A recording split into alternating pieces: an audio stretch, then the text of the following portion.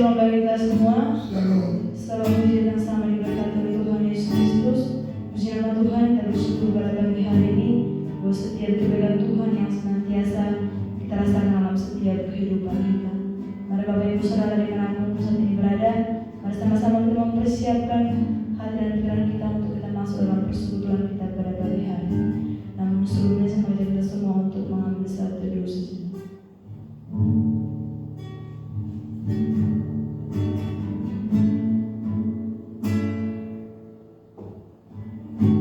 Terima kasih Bapa yang baik, terima kasih Tuhan.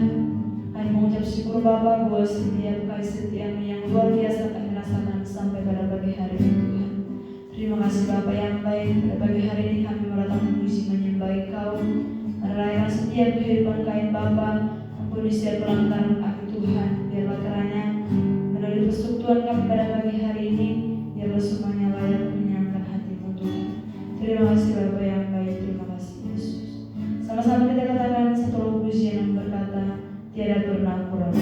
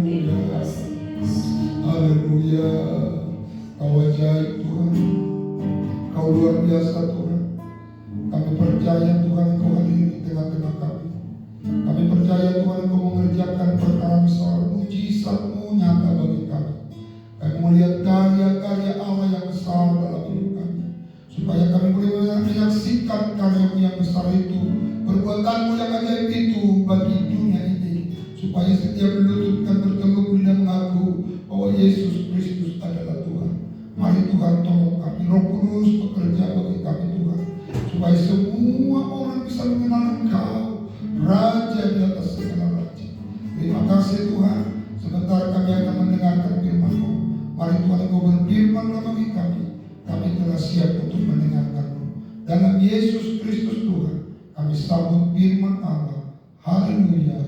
Amin. Baik, puji Tuhan, sahabat mujizat dimanapun kita berada, kita bersyukur, kita berterima kasih kepada Tuhan. Dalam situasi kondisi apapun, kita tetap terpelihara, terlindungi karena kasih setia Tuhan Bapa dan Ibu Saudara. Hari ini kita akan membaca firman Tuhan untuk kita bisa melihat kuasa firman itu akan terjadi dalam kehidupan kita. Mari Bapak Ibu Saudara, kita akan buka kitab kita dalam 2 Raja-Raja.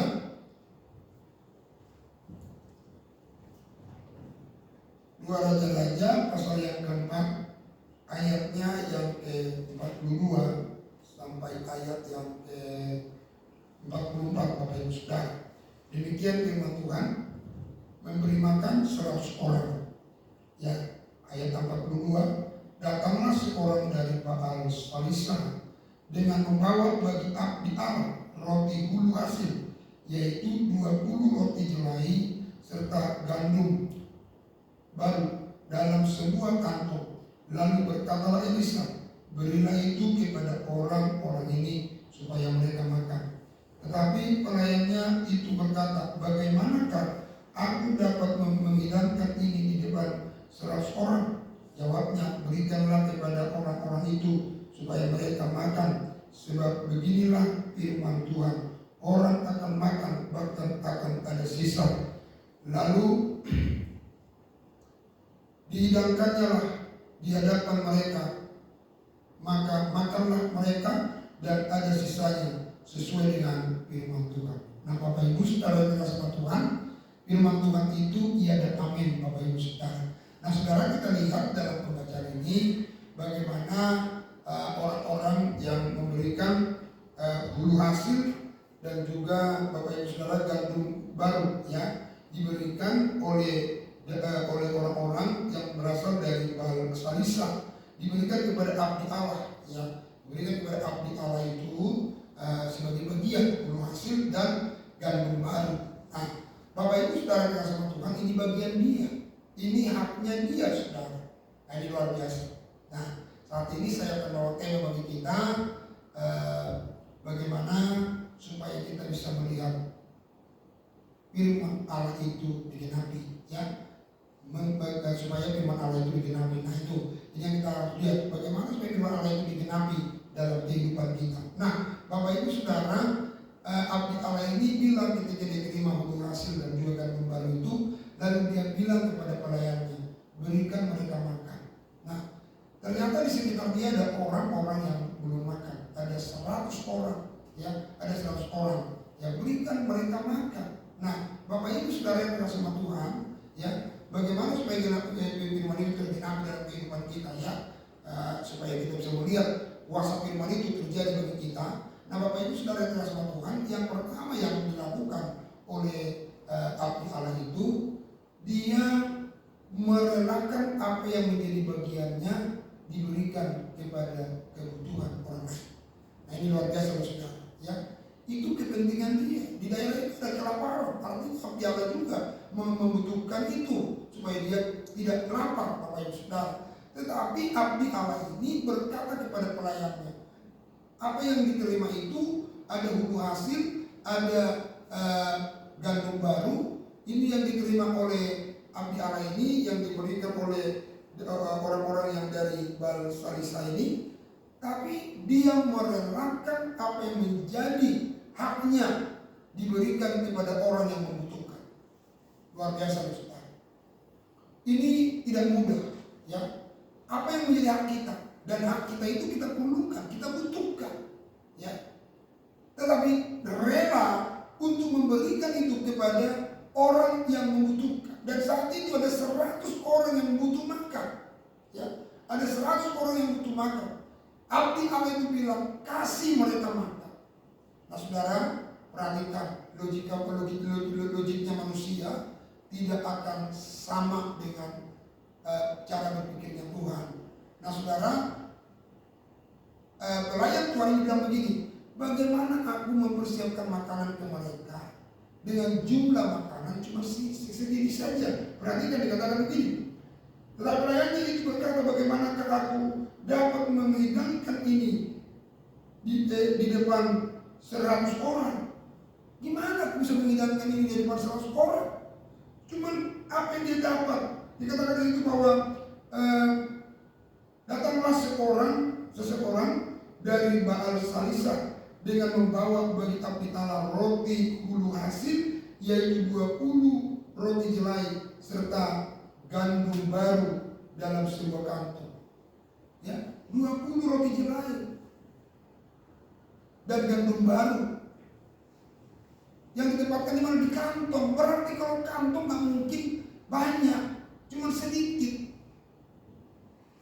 Cuma sedikit 20 roti jelai, nggak disampaikan di situ roti jelainya seberapa besar. Tapi saya yakin yang paling ya seukuran untuk biasa, contoh umpamanya roti, sari roti, yang mungkin seperti begitu.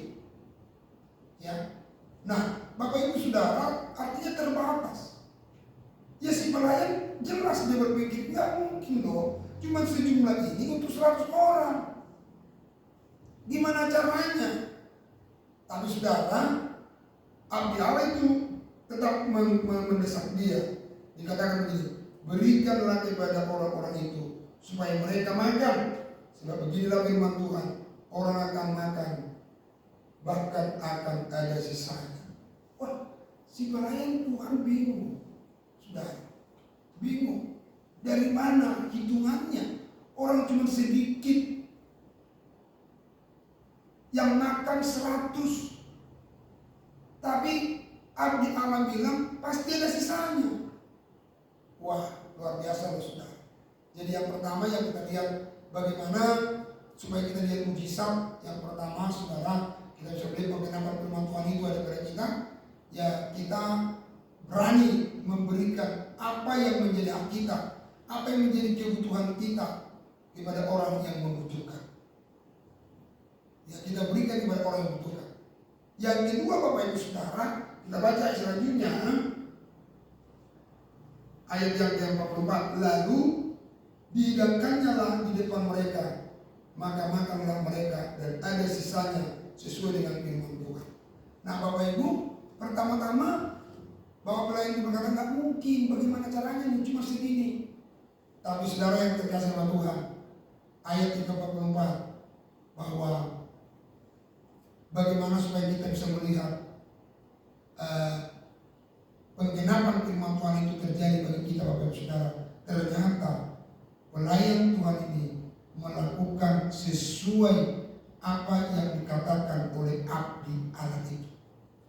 Dia lakukan. Ya, walaupun pertama sekali dia berpikir nggak cukup, tapi ketika ditekankan kembali, berikan mereka makan. Lalu pelayan ini taat, ya, dia lakukan sesuai dengan perintah. Jadi saudara, ketika kita mulai memberikan apa yang menjadi kebutuhan kita kepada orang yang membutuhkan, lalu kita mulai taat dengan perintah, ya, tidak membantah apa yang melakukannya saudara. Lalu kita lihat apa yang terjadi.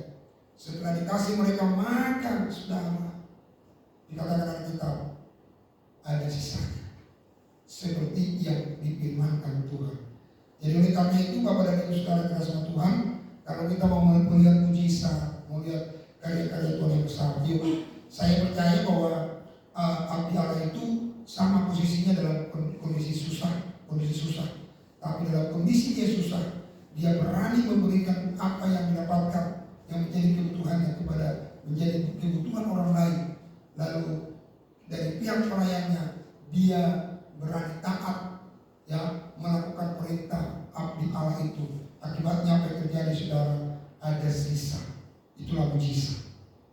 Itulah penggenapan firman. Mujizat terjadi.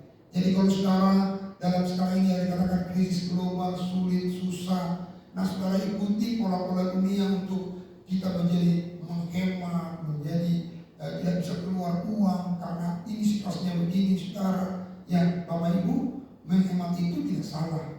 Tapi kalau menghemat untuk kita jadi pelit kepada pekerjaan Tuhan, pelit kepada orang-orang hamba-hamba Tuhan, pelit kepada orang-orang yang membutuhkan, fakir miskin, yatim piatu, kita menjadi pelit saudara. Karena ketakutan zaman ini zaman susah. Jadi kebiasaan kita yang semula kita tidak lakukan lagi, kita tidak akan pernah lihat mujizat. Saudara perhatikan bahwa abdi Allah ini, pelayan yang melihat mujizat, melihat firman Allah digenapi. Karena mereka mau memberi apa yang menjadi haknya, apa yang menjadi kebutuhannya untuk mencukupi kebutuhan orang lain. Dan yang kedua, belajar taat dan melakukan perintah.